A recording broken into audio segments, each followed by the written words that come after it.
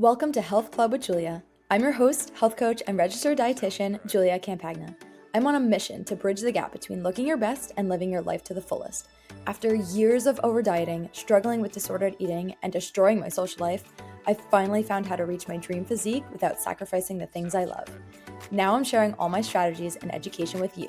We'll be talking all things health, including hormones, metabolism, and lifestyle to help you cut out the confusion and start living. So get cozy and join the club. Hello, you guys. Welcome back to another episode of the Health Club with Julia podcast. As always, I am so happy you are here, and I am so happy to be here and be back. I have not posted a podcast since February 26th. It is now, at the time of recording, May 15th. It has been almost 3 full months of no podcasts, and I kind of just left you guys hanging there for a minute, but let me explain. This is because she is entering wifey era.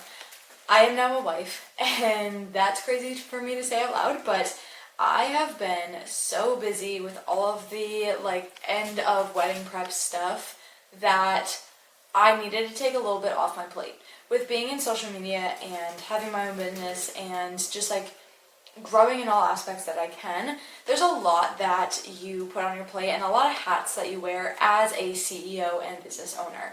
And so I felt like I was getting pulled in so many different directions, and I felt like I could not give my all to my podcast. So I was like, you know what, I just need to take a step back from this right now. I really need to focus on my clients and getting them the best results and helping them feel their best while also taking care of myself. And this was just one of those things that I was like, okay, this can be put on pause for now. I know that I'll get back to it. So for now, let's just take a step back. And so that's what I did. And now we're here. Now we are back almost 3 months later, and I am now a wife.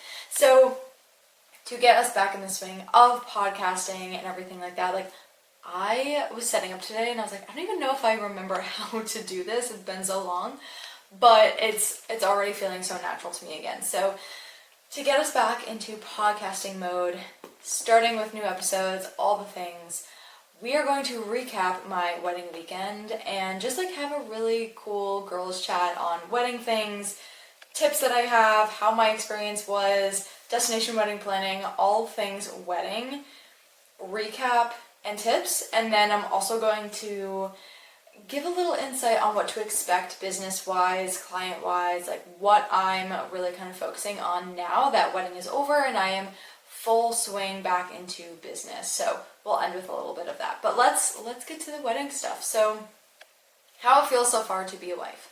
I have been a wife now for only a couple days officially. I actually got married in February because I had a destination wedding. We legally had to get married here in the States, obviously, for legal reasons. So we did actually end up getting married in February, so I have been married for 2.5 months now. However, I really kind of disregarded the first official marriage in the States. I didn't really acknowledge it much. It really was not a wedding date to me. It was actually on my birthday we got married, so that's funny. But it really wasn't anything that I wanted to really acknowledge. That sounds bad. I wanted to acknowledge that I was now married to my husband, but it was not our official date. It's not going to be our anniversary or anything like that. So I kind of just pushed it aside and pretended that I was not yet married at that point. So officially, my wedding now was 5 days ago. And so I've been a wife officially for 5 days. It has been a lot of different emotions, honestly. I don't feel like they prepare you for the post-wedding bliss and fallout that you get. I don't know about, I can't speak for every single bride, but I know for me personally, I am so happy, so excited, and also so sad all at the same time. I am so happy that I am now married to my husband. It just feels really good. I'm really excited for this chapter as well. I know that there's so much in store for us and so many things to come our way.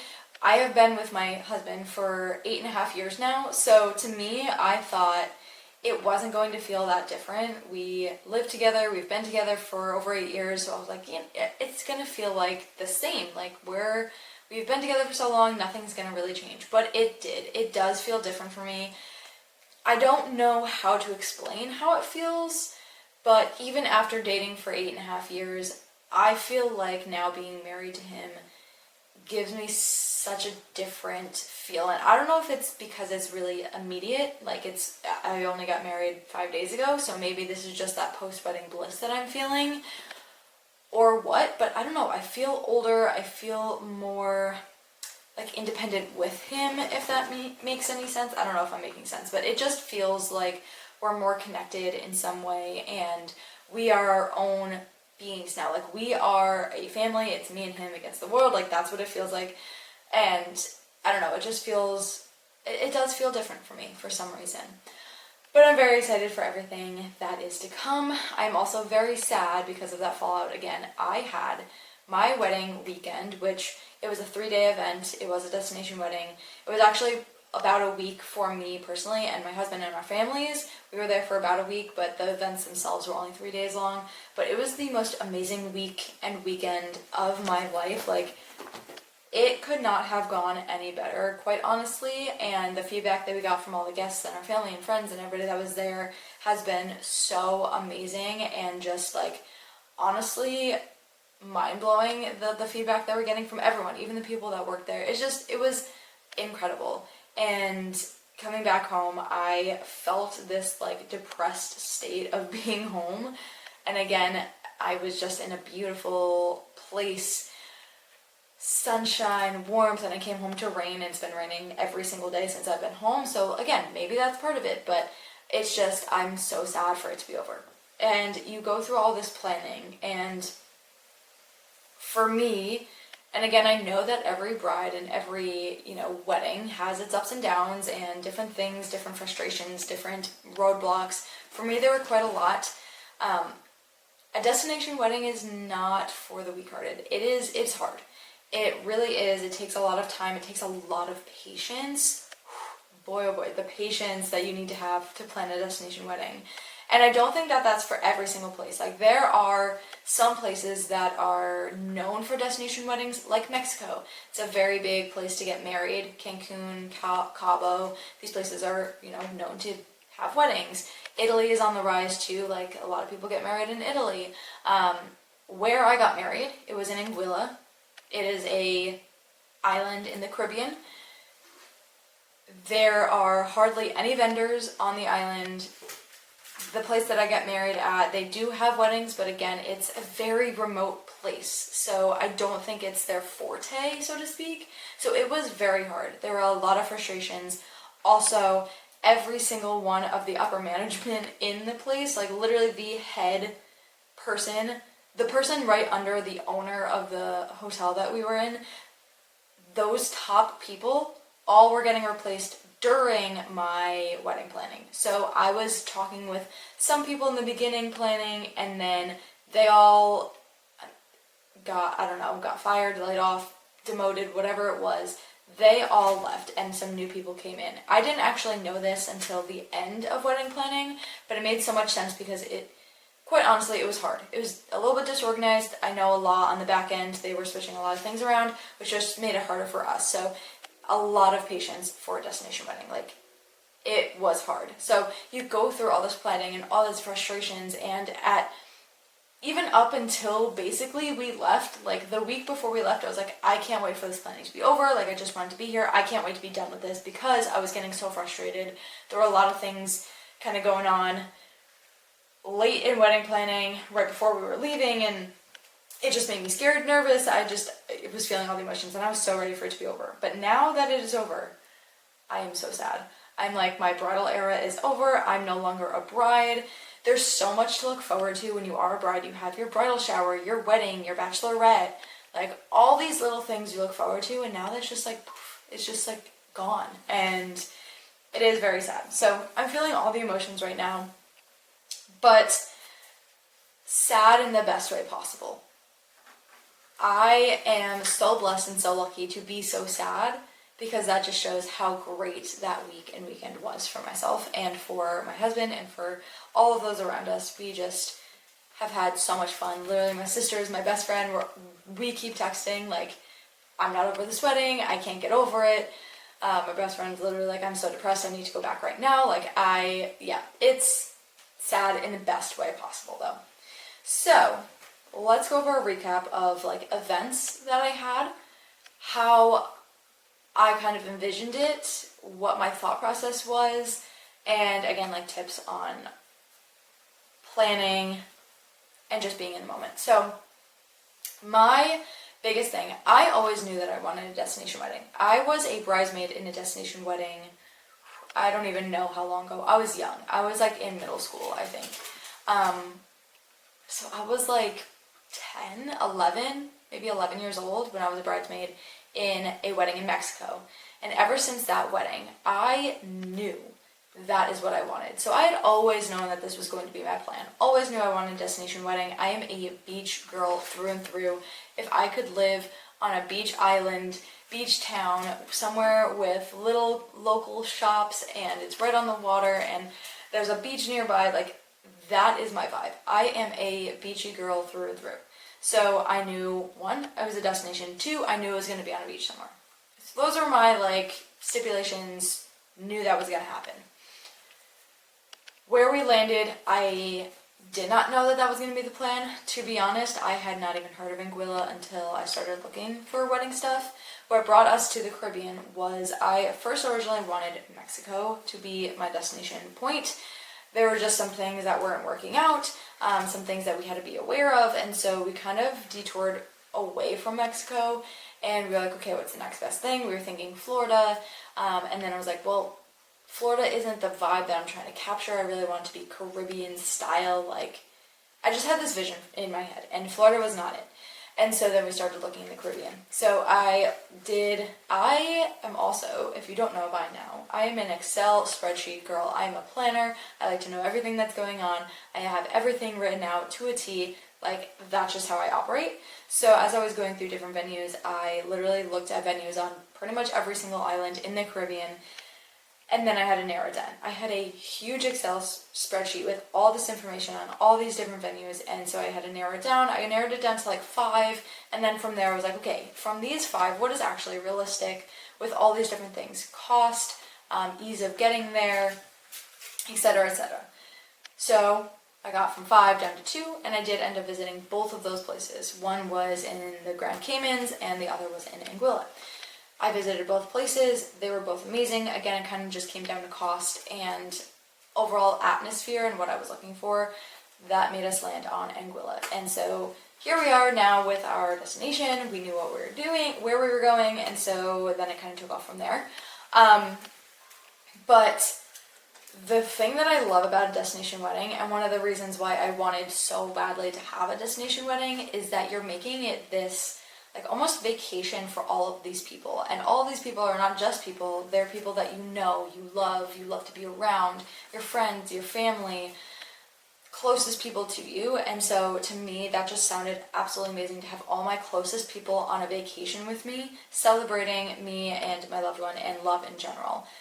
That's what I love about a destination wedding, is that it's not just, oh, here's the day, and I see people from 4 o'clock to 11 o'clock at night, and then we go home. Like, it is a prolonged experience, and that's what I wanted for myself, and that's what I wanted for all of the guests, is to have this amazing prolonged experience. So that's what I love. So with the wedding stuff, we came up with 3 events, and I feel like this is typical for a destination wedding. You do have kind of 3 separate events. Our events were the rehearsal dinner, the welcome party, and then the wedding itself. And again, I feel like that's pretty typical. Most destination weddings has all 3 of those things. If not, I mean, definitely a rehearsal dinner and obviously the wedding, but those are even both typical for a normal wedding that's not destination. So usually destination, you add in a welcome party just to gather everybody so everybody can meet each other, hang out with each other, and you're welcoming them to whatever destination you're going to. So those were the 3 events that we had chosen. Now with this, there is a lot of things to think about. There were a lot of ideas being thrown around, and I was like, I don't know really what I want to do with anything at that point. Like, it took me a while to really narrow down what I wanted to do for the welcome party, for the rehearsal dinner. But again, what's really cool about the Caribbean is that there's so many places around nearby that's a quick, short boat ride. So we were lucky enough to have, again, these places nearby. So Another really good thing was that my parents have been to Anguilla quite a few times, and the island that we ended up having the welcome party at, they absolutely adore. They love it so much, and they've been there several times. So they already knew this island very well, so they kind of helped me out with this decision. So again, in my head, the vision for me was just a sick-ass beach party. Like, again, I just wanted everybody to be there, having fun, hanging out, and partying on the beach. That was my vision. And so what better way to do that than going to a separate island off of Anguilla? So that's what we did. We gathered everybody on the welcome party day, and we brought everybody over to this secluded island called Sandy Island. The only thing on that island is a restaurant. And when I say that, like, it's really hard to picture it. So if you are really interested, you can go look it up on Google. But it's literally a small island with a restaurant on it. That is it. There's nothing else. It's quite literally a random island in the middle of the ocean. That's all. Very small, which made it even better that we were all pretty secluded. Yes, there were a couple of other people not involved in the wedding that were on the island, which made it even more fun. We got to meet other people, talk to other people, see why they were there, and just like get to know other people, which was fun. But majority of the people on the island were us for the wedding. So we had that. We ordered some cornhole things and had them shipped there. Like, we got cornhole, there was volleyball, we had a buffet with the local crayfish there and other fish and just like their local food. It was amazing. There was a live band. It was just exactly what I wanted it to be. A party on the beach was exactly what it was. Again, beach games, lots of people, my closest family and friends, and good food and good times. That is exactly what it was. It was absolutely amazing. 100%. I wish I could do that over and over again. It was so much fun. But that was the welcome party, so we just had this island day. We got to just like lounge around, hang out, play beach games, and it was absolute bliss, perfection. Loved it so much. So that was our welcome party day. Our rehearsal dinner, we actually ended up staying on the grounds because we were going away for the welcome party. We wanted to have everybody be on the grounds for the rehearsal dinner.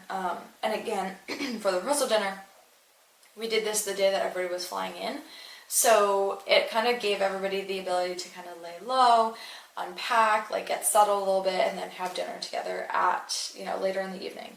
So the rehearsal dinner was on the grounds, but again, like amazing. The food was great. We had a specific menu. Everybody chose what they wanted. Like, it was so good. The setup was great. It looked beautiful. Again, like, don't even really need to decorate for anything because the backdrop of this place was breathtaking, so that helped as well. But it was the most perfect dinner, again, with just the wedding party, family, and it was great. So those were the first two events that we had. And then, of course, the third day, the final day, was the wedding.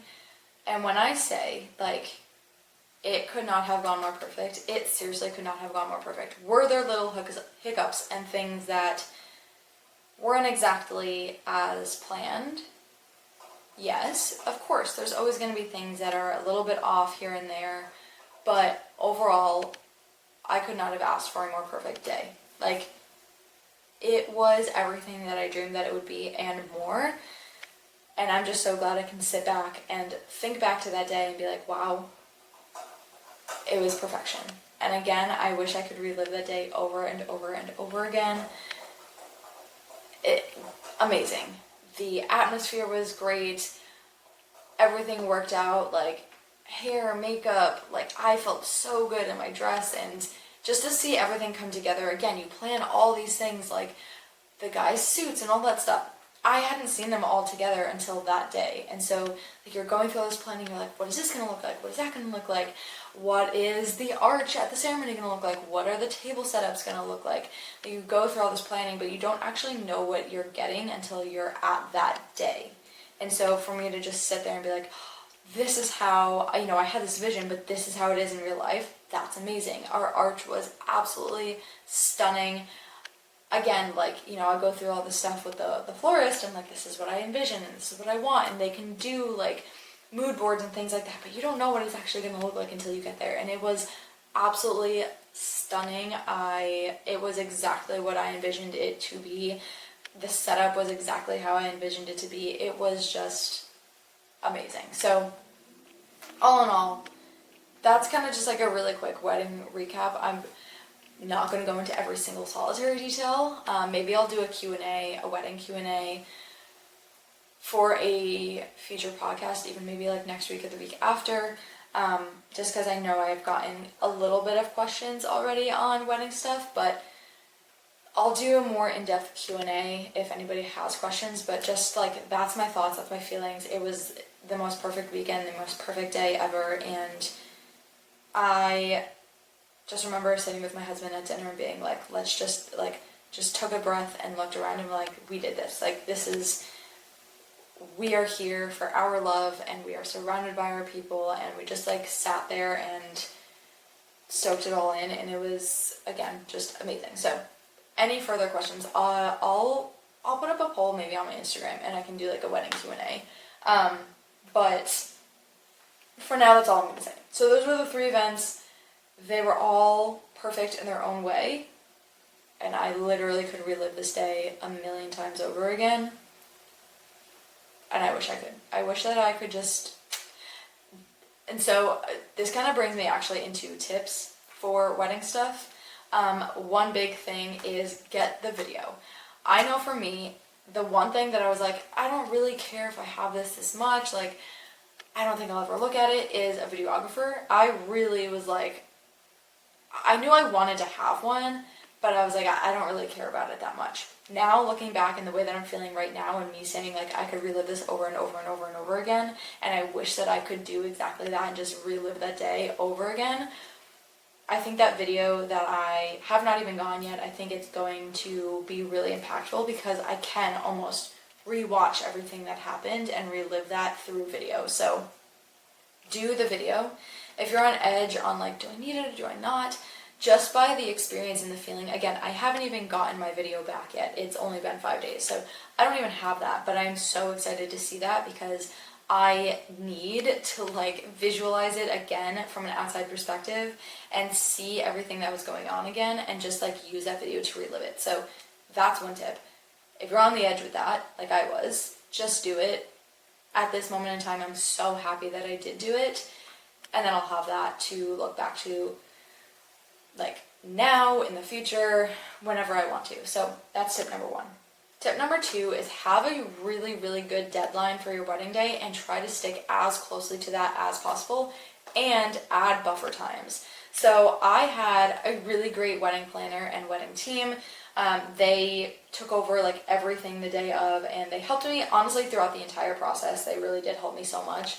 But especially the wedding day itself, like they took over everything. I was not stressed about hardly anything at all, because anything that came up, they were like, I'm on it. Don't worry about it. I got it. And so they really helped with all of the nitty gritty stuff of the wedding itself.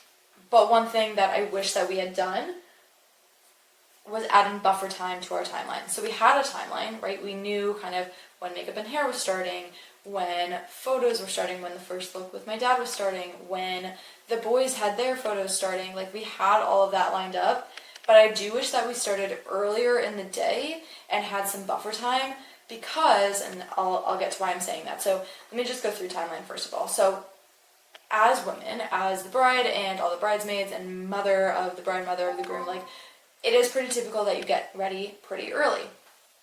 So I knew that I was going to be getting ready early. It's just what girls do. Originally, we had starting, I can't even remember the original time. The original time of getting started with like hair and makeup and starting the day was like at 9 or 10 a.m.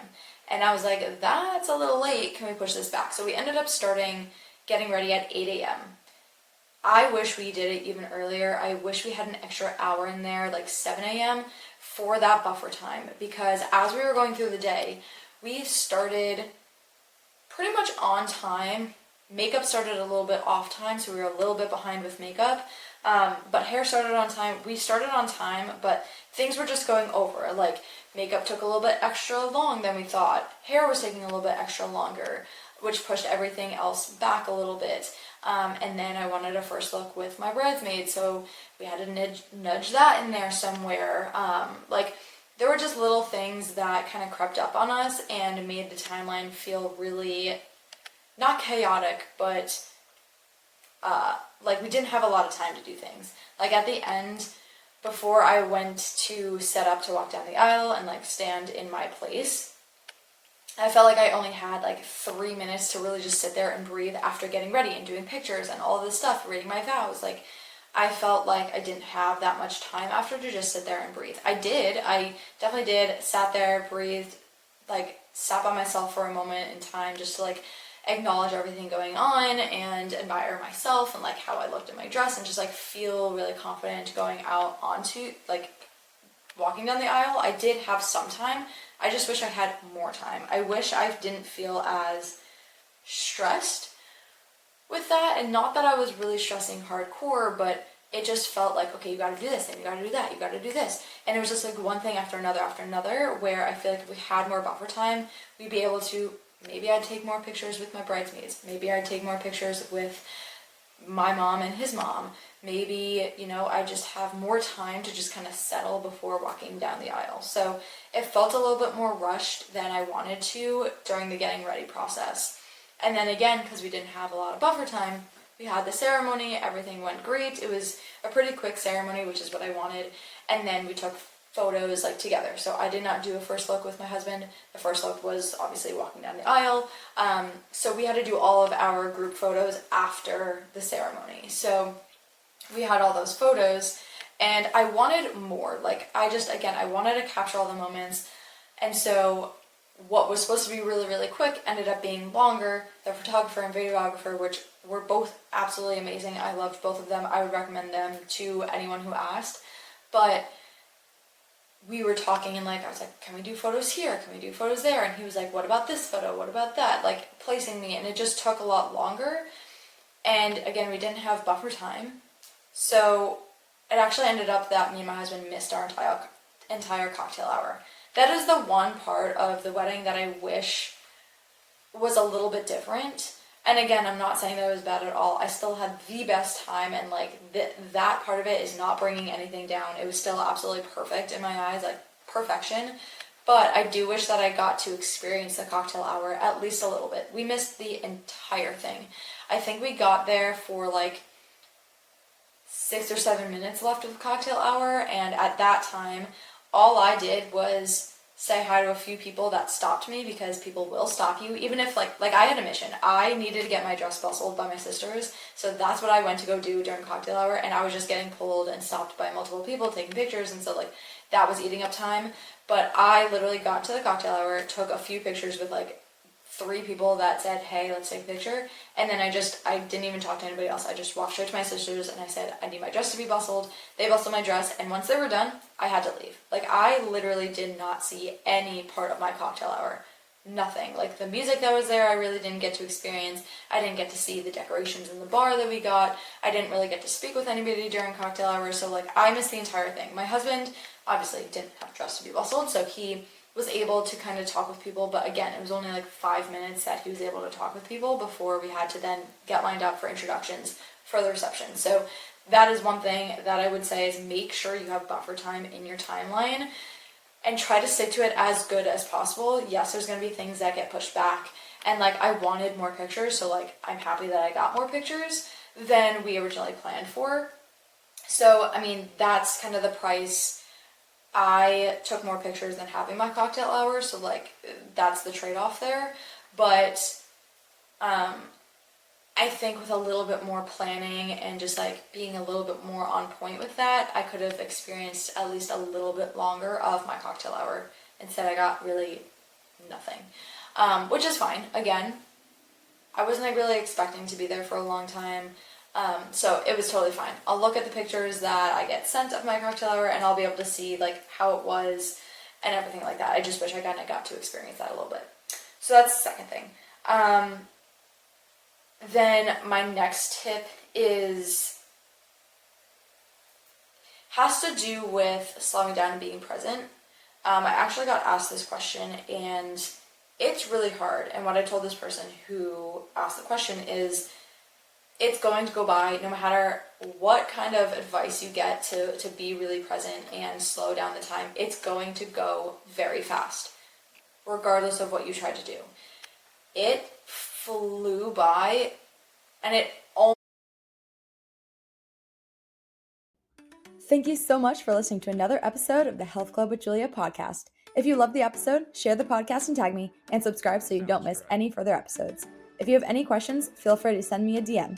Thanks for being a part of the club. See you next time.